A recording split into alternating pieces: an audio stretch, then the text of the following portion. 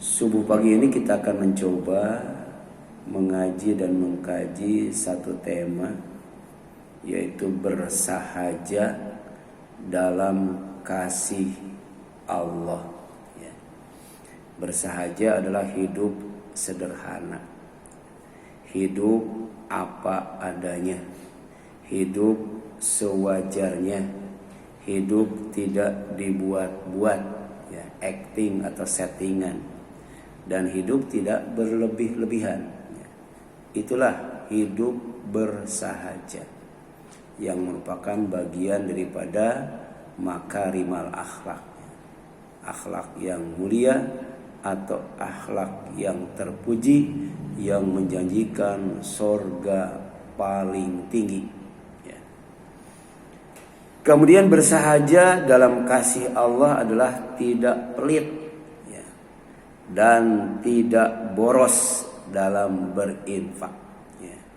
Jadi orang yang tidak pelit dan tidak boros dalam berinfak, itulah orang yang bersahaja. Dan itu termasuk sifat hamba Allah, sifat ibadur rahman, hamba Allah yang maha pengasih. Hamba Allah yang maha pengasih itu punya karakter, punya sifat. Di antaranya adalah tidak pelit dan tidak boros ketika berinfak.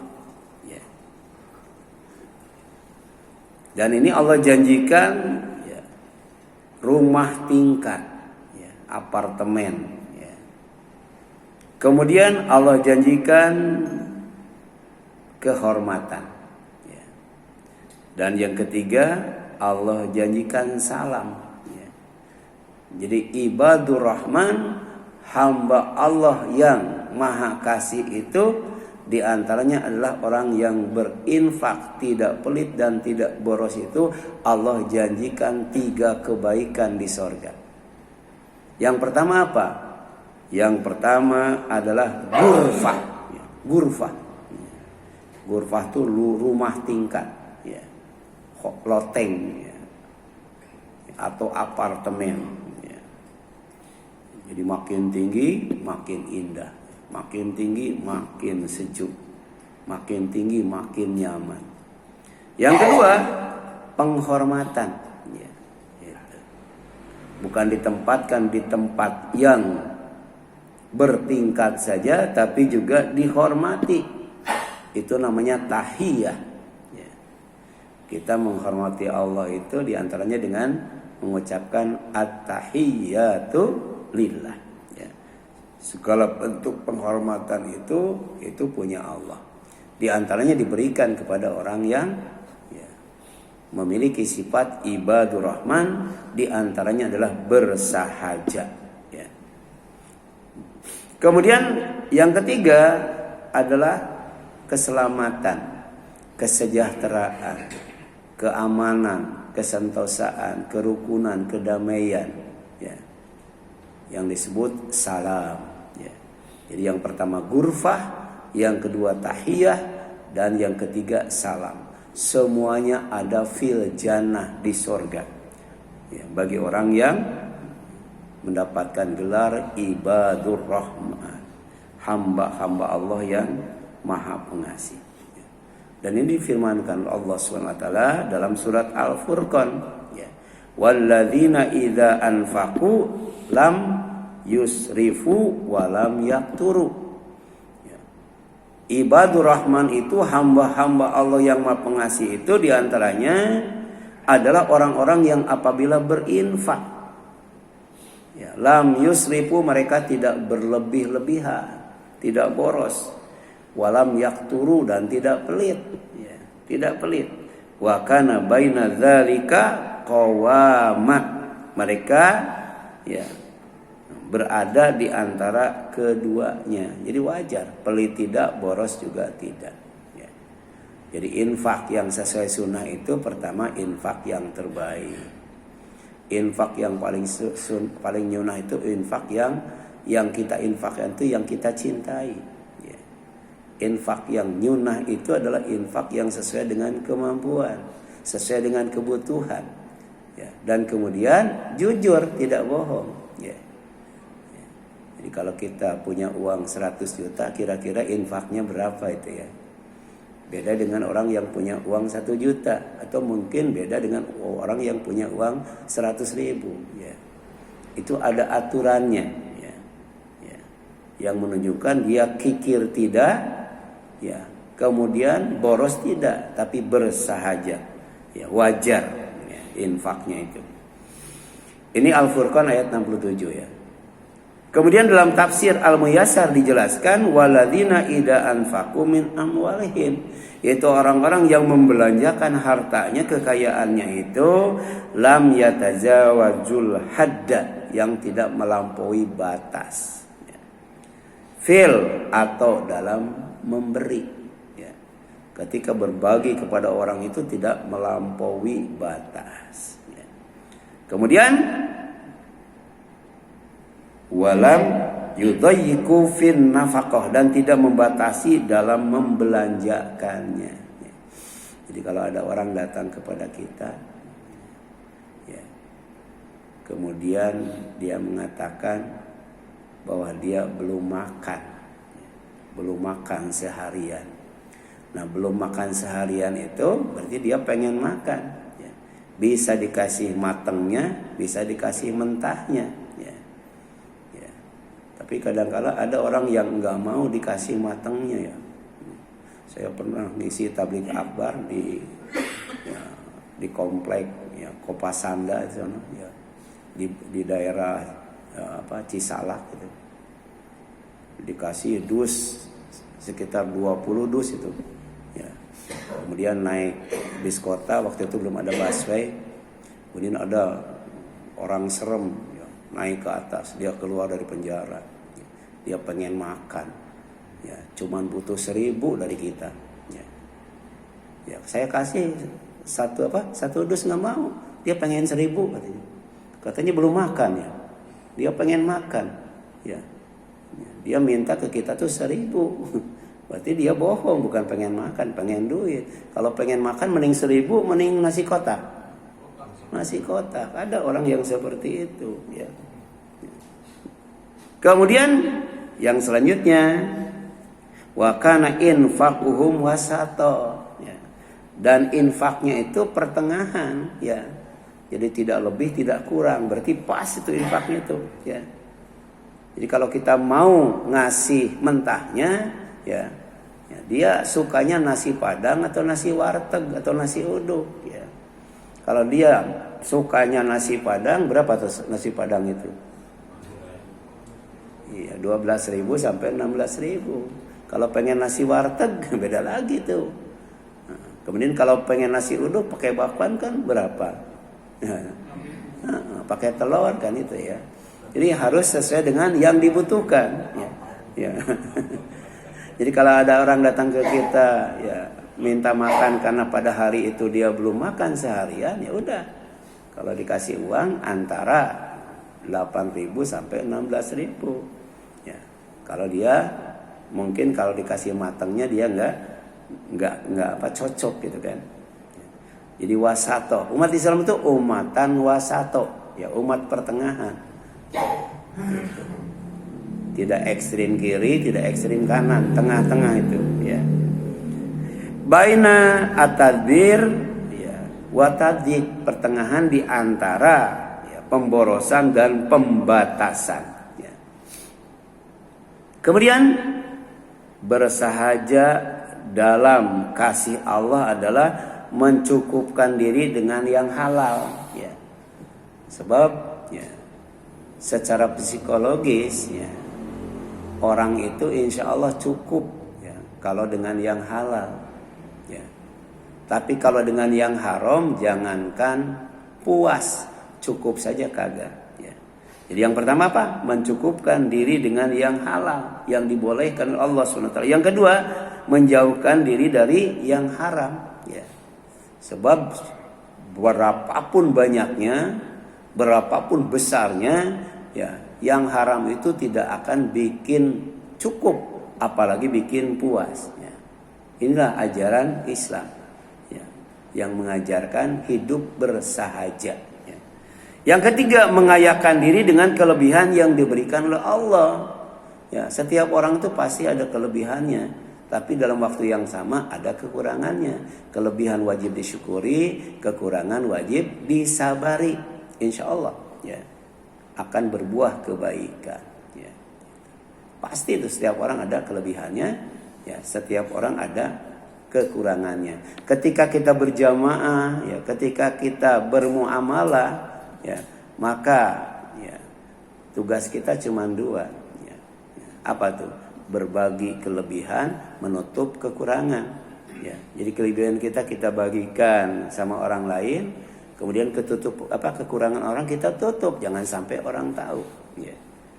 Jadi ciri tetangga yang saleh itu adalah tetangga yang menyebarkan kebaikan tetangganya.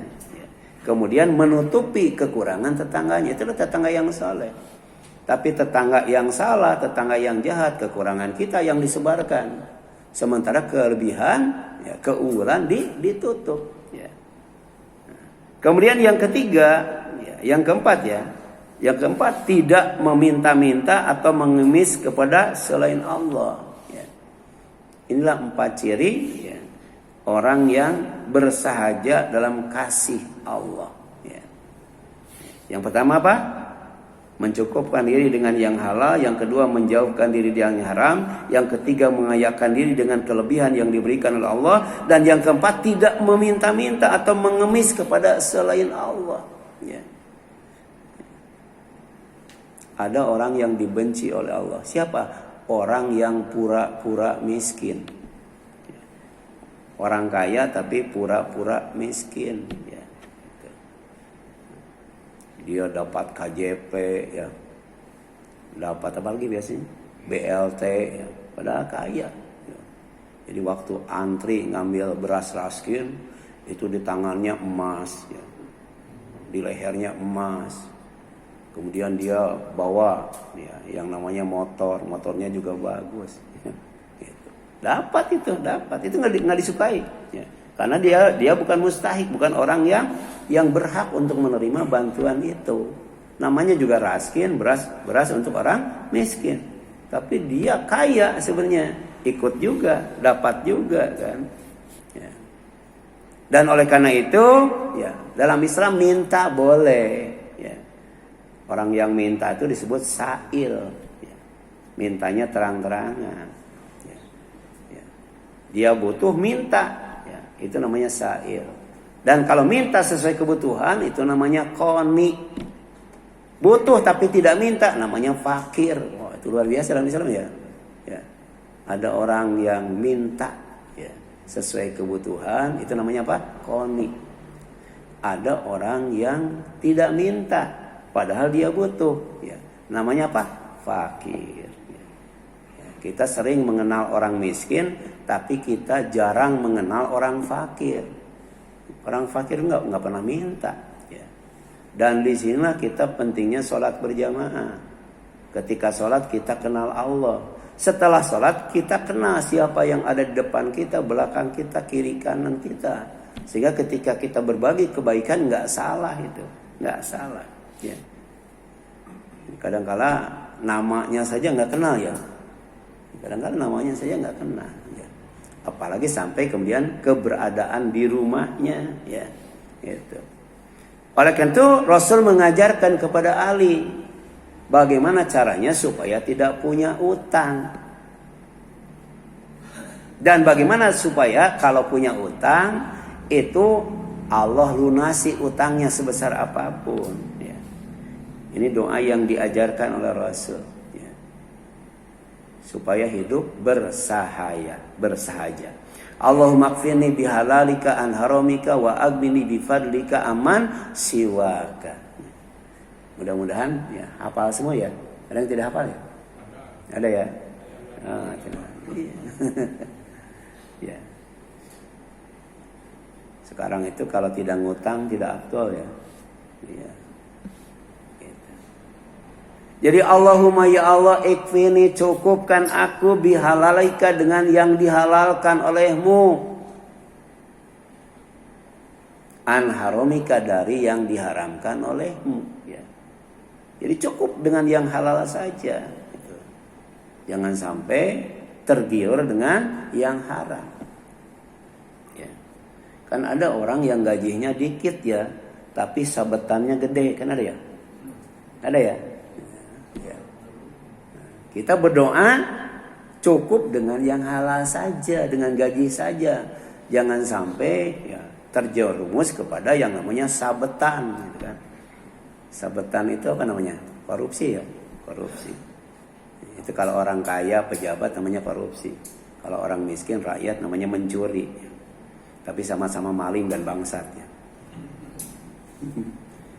Wa aghnini, dan kayakan aku. Tuh, minta dikayakan. Bifadlika, dengan karuniamu, dengan pemberianmu, dengan kelebihan yang kau berikan kepadaku, kan? Gitu. Aman siwaka, dari meminta-minta kepada selain engkau. Ya. Ini doa bagus banget ya. Ali itu miskin tapi nggak pernah punya utang. Kira-kira di kita yang punya utang banyak itu orang kaya, orang miskin ya? Pejabat atau rakyat? Iya, itu kan. Ini mungkin ya doa yang tidak diamalkan. Coba kalau mengamalkan doa ini, insya Allah cukup dengan yang halal, tidak terjerumus kepada yang haram, kemudian kaya dengan kelebihan yang Allah berikan, dan kemudian tidak minta-minta, apalagi sampai mengemis kepada orang lain. Kemudian bersahaja dalam kasih Allah adalah berusaha atau bekerja dengan cara yang baik dan benar. Ya. Asar ya. Dampak positif dari saum Ramadan selama 1 bulan itu bisa diukur, bisa dilihat. Ya. Diukur dan dilihat itu diantaranya dia ya, cari nafkahnya, cari duitnya ya, dengan cara yang benar atau dengan cara yang tidak benar. Ya. Wala ta'kulu amwalakum bainakum bil batil. Itu ayat saum itu. Pertama kan ya ayyuhalladzina amanu kutiba alaikumusiyam. Kemudian yang terakhir wala ta'kulu amwalakum bainakum bil batil. Ya. Siam ya saum yang membentuk pribadi yang bertakwa, pribadi yang bersyukur, pribadi yang baik yang benar itu adalah ya tidak makan ya, dari hasil usaha yang batil. Ya. Ya. Di sini yang dikasih contohnya itu jadi hakim. Ya.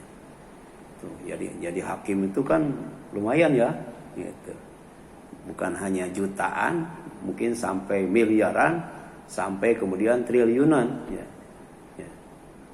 Kemarin hakim yang terciduk esek-esek siapa namanya? Ya, Hasyim Asy'ari ya. Dia dapatnya berapa triliun itu? Ya. Luar biasa itu. Ya. Hakim itu yang disebutkan. Ya. Mungkin kalau boleh disebut yang lainnya polisi, ya, pengacara, jaksa, itu, ya, itu godaannya luar biasa itu, godaannya, ya. Apalagi pejabat, ya, itu ada mantan Menteri Kehutanan itu, ya, itu, Ka'ban ya, MS Ka'ban ya, itu. Dia cerita kalau dia mau, ya, setiap orang mau melakukan illegal logging, ya, satu tanda tangannya itu 50 M, bayangkan. Kalau dia menjabat 5 tahun tuh, setiap hari berapa tanda tangan kali 50 M, kira-kira kaya nggak tuh? Ya, itu, ya. Tapi dalam Islam tuh kaya itu bukan dengan duit, ya. Kaya itu bukan dengan materi, kaya itu dengan hati. Makanya Rasul berdoa, ya Allah jadikan dunia itu dalam genggaman tanganku. Jangan sampai dunia itu ada di dalam hatiku. Bahaya tuh kalau dunia ada dalam hati. Ya. Jadi kalau dunia sudah ada dalam hati, kan 50 M kan lumayan. Wah, gitu kan. Tapi yang nyuap dia mungkin bisa dapat 100 M kan. Nggak mungkin dia berani 50 M kalau dia tidak mendapatkan untung lebih daripada itu. Ya. Kemudian yang kedua, membelanjakannya dengan cara yang hemat. Ya, gitu.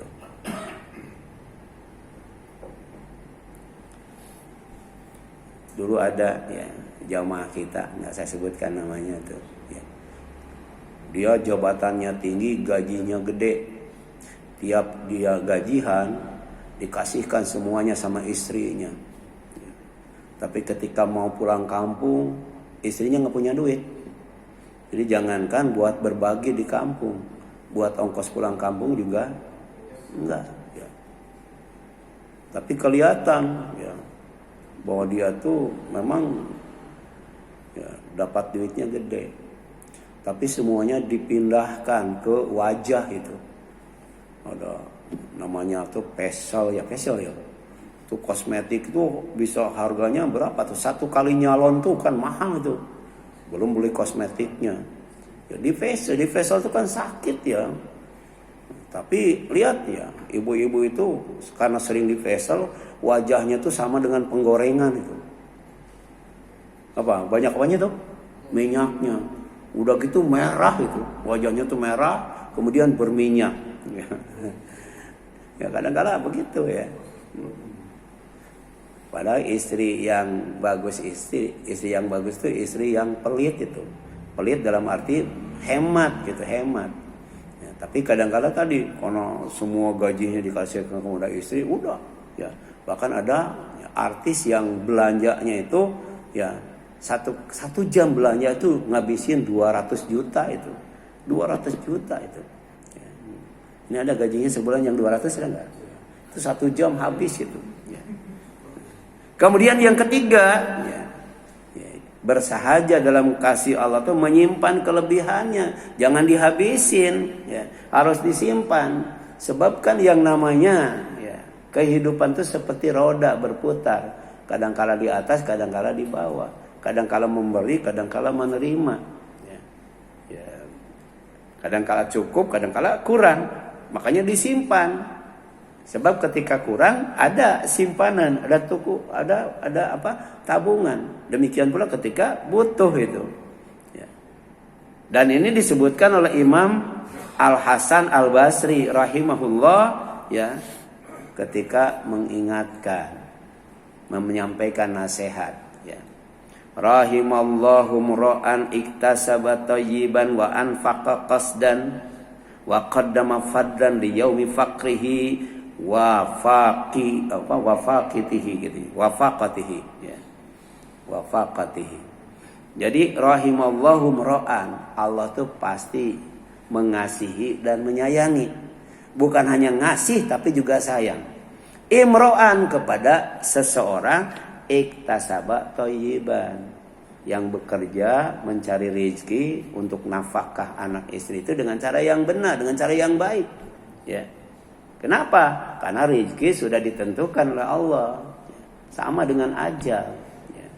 Kalau orang itu korupsi, rezekinya nggak bakal nambah. Ya. Orang jujur, rezekinya nggak bakal berkurang. Tapi ingat, rezeki dan ajal itu faktor yang membuat orang mati. Kalau rezekinya sudah diberikan semua, ajalnya sudah ya, sampai, udah mati dia. Makanya bagaimana menyikapi ajal dan rezeki yang digaibkan oleh Allah, ya. Wa ajmili fit talab. Ketika mencarinya, ketika mendapatkannya, cari dan dapatkan dengan cara yang benar, dengan cara yang baik. Ya, itu. Ya. Coba orang korupsi 270 miliar, berapa itu kemarin itu? Ya? Berapa tuh? Berapa triliun? 270 triliun ya. Ya. Tapi kemakan enggak tuh? Enggak kan? Ya. Jadi artinya tetap aja yang 270 triliun tuh enggak dapat. Ya. Karena memang rezekinya bukan buat dia, ya, buat dia. Ada orang yang seumur hidup miskin aja terus. Tapi ketika tua dia dapat royaltinya tuh sampai berapa M gitu ya. Sampai kemudian mau membeli pesawat pribadi. Ya. Ya. Dia ngasih nasihat ya. Kalau mau panjang umur, banyak ngopi, banyak tidur kan. Ingat gak tuh? Lagunya kan ada ya, tidur lagi, banyak ngopi, banyak tidur, panjang umur. Tapi ternyata uang yang royaltinya tuh berapa nggak kemakan, keburu mati itu. Ya, mending kaya masih muda atau kaya sudah tua ya. Dia waktu mudanya tuh miskin, ya bahkan numpang di salah satu temennya yang masih artis juga ya. Dia mau beli pesawat pribadi, terus ngasih nasihat kepada orang kalau pengen panjang umur banyak ngopi, banyak tidur. Ternyata meninggal. Ya, begitu top banyak duit meninggal. Berarti bukan rezekinya itu yang eman itu. Ya. Kemudian apa? Wa anfaqa qasdan, belanjakan dengan cara hemat. Ya. Belanjakan dengan cara tidak boros itu. Pasti dapat rahmat Allah tuh. Kemudian wa qaddama fadlan, sisanya tabungkan, jangan dihabiskan. Li yaumi faqrihi wa faqatihi, ya. Untuk menghadapi hari di mana dia butuh, di mana dia miskin, bisa jadi kan? Ya, bisa jadi itu. Ini dalam asar riwayat atau bari dalam Tahdzibul Asar ya. Disebutkan tentang itu. Ya. Jadi 3 ciri orang yang bakal dapat rahmat Allah. Pertama apa? Kerja dengan baik, dapatkan rezeki dengan benar.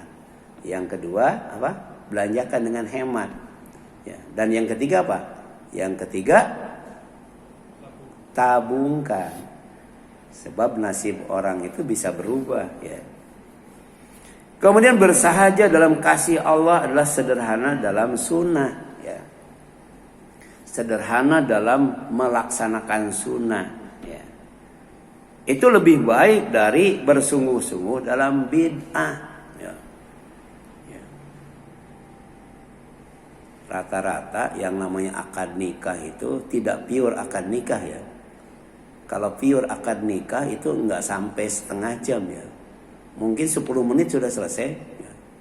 Dulu ada di Gang 5 tuh tempatnya itu sama dengan Irsan di belakang mamanya itu.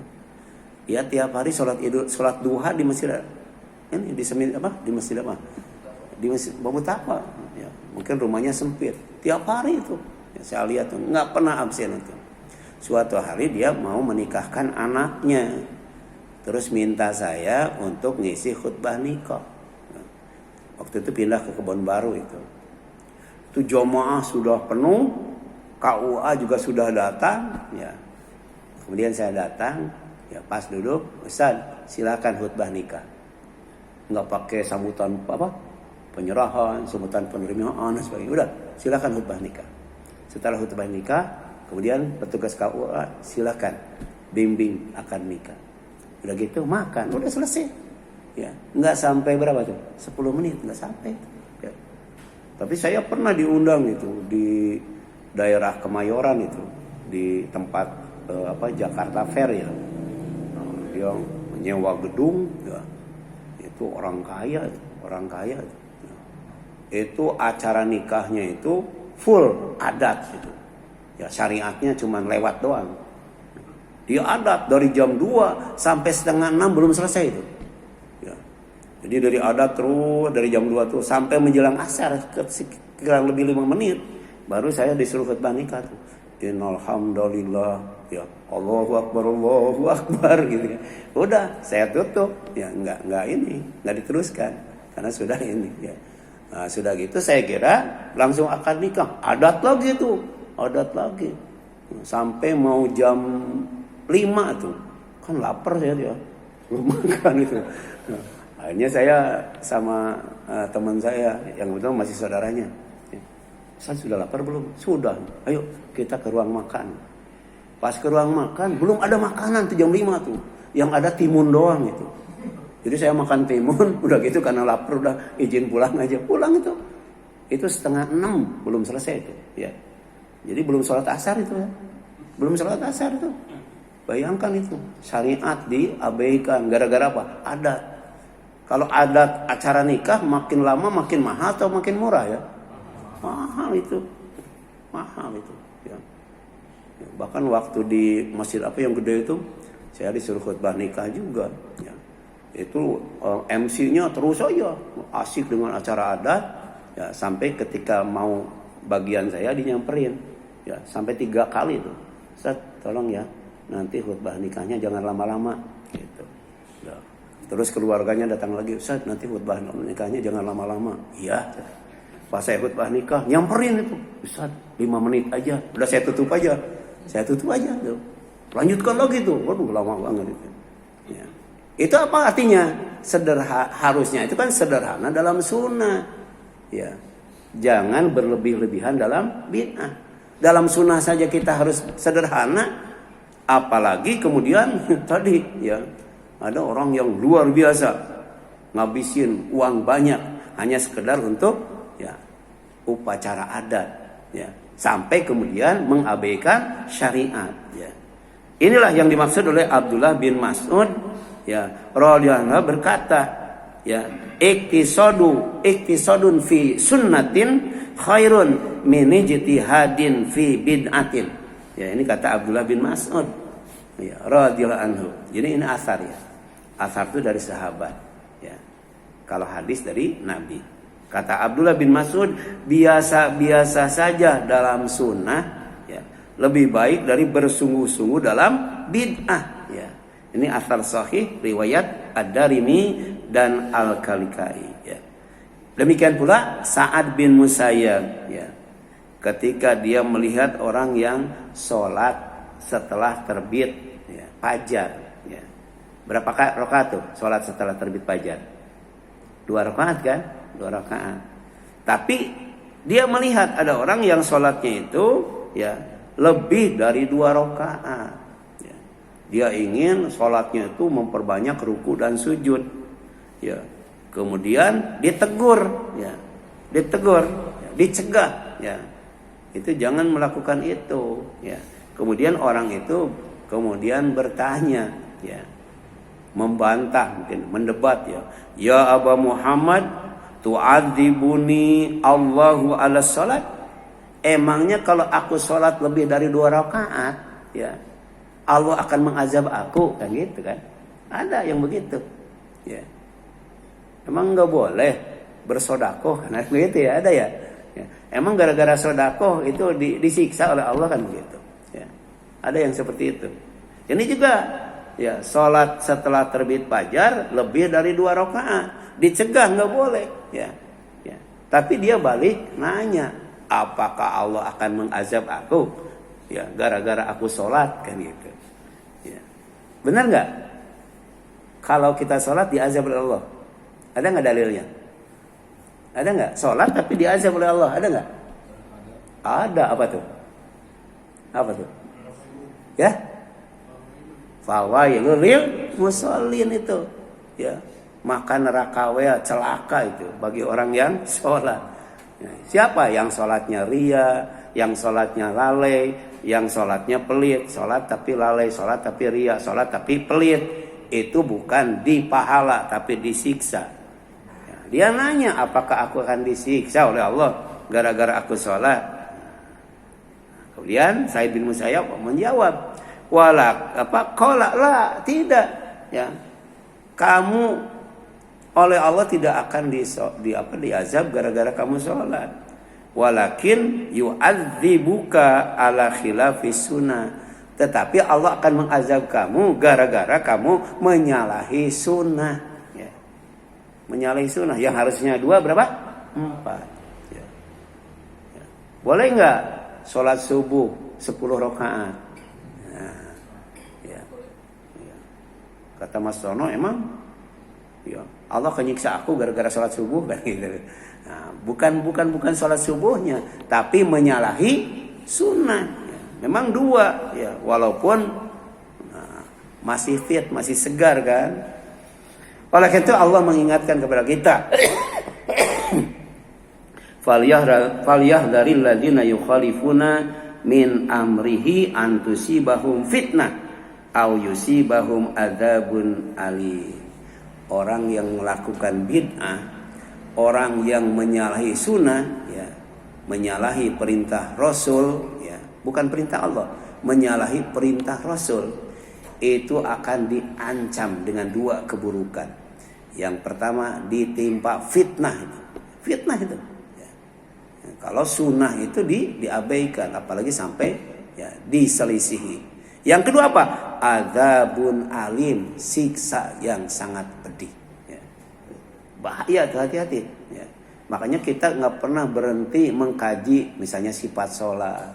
Bisa jadi dari takbir sampai salam masih ada bid'ahnya. Bisa jadi nggak? Bisa jadi. Ya. Atau jadi imam, jadi makmum masih ada bid'ahnya. Kalau itu ada bid'ahnya, ancamannya dua. Yang pertama fitnah, cobaan yang sangat berat. Yang kedua adzabun alim, azab yang sangat pedih. Surat An-Nur ayat 63. Ya. Kemudian bersahaja dalam kasih Allah adalah tidak menonjolkan martabat, tidak menonjolkan kedudukan, tidak menonjolkan keturunan. Jadi tidak bangga dengan martabat. Ya. Tidak bangga dengan kedudukan, tidak bangga dengan keturunan. Tapi dia lebih mendahulukan apa? Memberikan manfaat, memberikan keterampilan, dan memberikan penampilan. Ya. Inilah. Ya. Jadi dalam hadis riwayat Tabrani dari Ibnu Umar radhiyallahu anhu, dia berkata, sungguh pernah datang seorang laki-laki kepada Nabi seraya berkata, ya Rasulullah, ayun nasi ahabbu ilallah. Ya, siapa manusia yang paling dicintai oleh Allah? Kemudian wa ayul a'mal ahabbu ilallah, dan amal apa yang paling dicintai oleh Allah? Ya, jadi semangat itu. Jadi kalau ngaji itu bawa pertanyaan. Ya. Kita ngaji bawa pertanyaan enggak? Dia datang ke Nabi khusus untuk nanya dua hal. Manusia yang paling dicintai oleh Allah, ya, kemudian amal yang paling dicintai oleh Allah.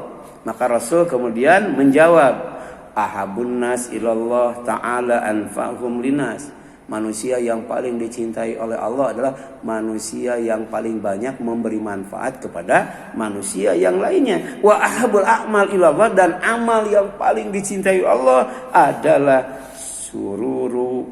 sururun tudkhiluhu ala muslim. Menyenangkan, membahagiakan, menggembirakan orang Islam. Wah itu ya. Ya. Jadi kalau kita bikin bahagia, senang, ya, gembira orang Muslim, itulah amal yang paling dicintai oleh Allah SWT. Jadi jangan nyusahin, jangan nyusahin, harus menyenangkan itu. Kemudian autuksyaf anhu kurbatun, atau kemudian menghilangkan kesulitannya. Ya. Jadi salam ke kanan, salam ke kiri itu pertama supaya kanan kiri bahagia, senang, gembira. Kanan kiri itu kemudian tidak mengalami kesulitan. Ya tukdo anhu dainan, atau ya hutangnya dilunasin. Ya, itu Pak, salam tuh. Salam kanan, salam kiri itu. Ya. Yang kanan kiri itu tidak susah, ya tidak sedih, tidak sulit, kemudian tidak punya utang. Ya. Sudah kita laksanakan yang tiga itu belum ya? Ya, ya. Kanan, Mas Tono punya utang nggak? Bukan gitu. Ya, ya. Ke kiri Mas Dodo ada kesulitan nggak? Kan gitu. Ya. Jadi salam itu kan mendoakan selamat, sejahtera, rukun, damai dan sebagainya. Ya. Au tutradu anhujuan, atau rasa laparnya hilang. Ya, gitu. Batal kisah udah makan belum? Nah itu Pak, itu yang paling dicintai oleh Allah. Ya. Kata para Rasid, ambil di Aisyah tuh, gitu. Itu luar biasa tuh. Ya. Bikin orang kenyang, bikin orang nggak punya utang, bikin orang tidak kesulitan, dan bikin orang bahagia. Itulah amal yang paling dicintai oleh Allah Subhanahu Wa Taala. Oleh karena itu ada sebuah ya untaian hikmah berikut. Itu bagus untuk dijadikan nasihat dan pelajaran. Sebagai terakhir ya ini ya, penting banget nih. Saya ambil dari Embun Pagi atau saya lupa lagi itu ya. Bagus itu. Ada dialog antara emas dan tanah. Ya. Jadi emas dan tanah itu ngobrol. Jadi dialog virtual ya. Emas dan tanah. Ya, kata emas, coba lihat pada dirimu. Ya, suram dan lemah. Ya. Apakah engkau memiliki cahaya mengkilat seperti aku? Apakah engkau berharga seperti aku? Sombong itu emas ya. Ya. Yang tidak sombong kan emas Jawa ya. Ini emas murni, sombong itu. Ya. Sombong banget ya. Coba kamu lihat, dirimu itu kan suram dan lemah. Apa yang kau miliki? Ya, cahaya tidak mengkilat. Ya, kemudian engkau ya tidak seberharga aku, semengkilat aku. Maka kemudian tanah menggelengkan kepala dan menjawab, aku bisa menumbuhkan bunga, aku bisa menumbuhkan buah, walaupun tidak mengkilat, walaupun suram, ya. Tapi bisa menumbuhkan bunga, bisa menumbuhkan buah. Aku juga bisa menumbuhkan rumput dan pohon, bisa menumbuhkan tanaman dan banyak yang lain. Apakah kamu bisa? Ya. Ada emas misalnya 1 ton, kita nanam cabai, jadi enggak tuh? Enggak jadi. Kalau itu mengkilat, bercahaya. Tapi tanah walaupun suram, kita tanam cabai, jadi itu. Ya. Nah kemudian emas pun terdiam 1000 bahasa. Ternyata tadi, ya. Jadi ada kelebihan, ada kekurangan. Ya, kelebihan kita syukuri, berbagi dengan yang lain. Kekurangan kita tutupi, jangan dikasih tahu sama orang lain. Ya, orang yang suka ngasih tahu kekurangan diri, kekurangan keluarga, itu namanya mujahir. Mujahir. Ya. Jadi ada mujair, ada mujahir. Kalau mujahir orang yang sebenarnya orang tidak tahu kelemahan kita, tidak tahu aib kita, tapi kemudian dikasih tahu sama yang lain. Itu saya waktu khutbah nikah di Lagoa, itu ada ustadz nyamperin, ustadz kenalin nama saya. Saya dulu sebelum jadi ustadz itu berlayar, ustadz katanya, berlayar. Nah waktu saya berlayar itu semua wanita sudah saya cobain gitu. Bayangkan, padahal nggak nanya kan? Itu aib bukan? Aib itu. Ada itu petugas dari Kementerian Agama ngasih penataran kepada mubalik. Ya, ustadz semua saya pesan, ustadz jangan poligami. Itu orang dari Kemenag gitu, ustadz jangan poligami. Kenapa? Sebab semua wanita sama rasanya kan gitu. Coba, berarti dia poligami enggak? Enggak. Berarti apa tuh kalau begitu? Dia tahu dari mana semua wanita tuh rasanya sama. Ya, zina kan. Nah, itu artinya apa? Secara tidak langsung dia membuka aib sendiri. Nah, itu nggak boleh ya. Oleh karena itu sukses dalam karir, rupawan dalam paras, tapi sukar membantu, apalagi peduli. Ya, ada tuh. Tapi ada juga yang seperti tanah, posisi biasa saja, bersahaja, namun ringan tangan, siap membantu kapanpun. Nah, makna kehidupan itu tidak terletak pada seberapa bernilainya diri kita, tapi seberapa besar ya bermanfaat kita bagi orang lain. Jika keberadaan kita dapat menjadi berkah bagi banyak orang, barulah kita benar-benar bernilai. Apalah gunanya ya kesuksesan ya bila itu tidak membawa manfaat bagi kita, keluarga dan orang lain. Apalah arti kemakmuran bila tidak berbagi pada yang membutuhkan. Apalah arti kepintaran bila tidak memberi inspirasi di sekeliling kita. Karena hidup adalah proses. Ada saatnya memberi, ada saatnya menerima. Tetaplah menjadi baik walaupun dipandang sebelah mata. Ini ungkapan hikmah bagus banget ya. Ya, silakan ada yang tanyakan sampai sini.